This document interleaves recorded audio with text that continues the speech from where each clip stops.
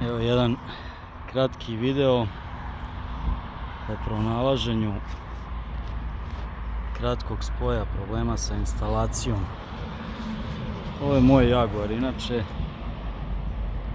koji je bio u fabričkom stanju, a onda je počelo da se dešava da iskače osigurač koji se deli sa konzolom za klimu, za unutrašnja svetla, za gepek svetlo i tako dalje i tako bliže. Također za senzor temperature. Dakle, rasturio sam sve pokušavajući da ispratim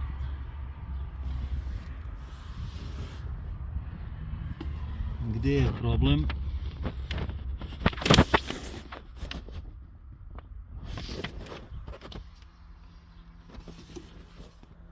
Evo ovako.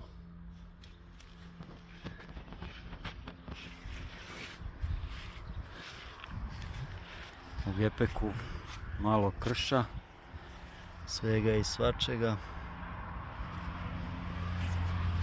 Idemo dalje.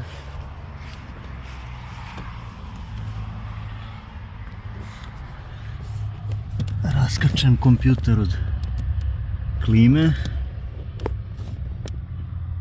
gornji i donji džek, ventilator klime za svaki slučaj raskačen, to jest ventilator usisavanja vazduha u kabinu, raskačene sijaličice sa osvjetljenja kod nogu, raskačeno bukvalno sve što je vezano za taj osigurač čuveni F49. I gdje je problem? Evo problema ovdje.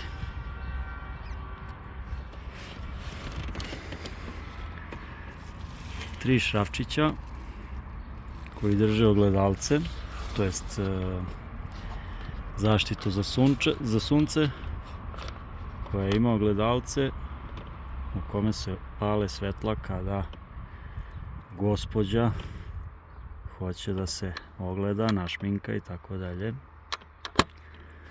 A čovjek koji mi je preslačio nebo i ove stubove, sve, evo kao što vidite, nebo je kao novo, je slučajno uštinuo i ušrafio šraf kroz ovu žičicu od svetla za suncobran.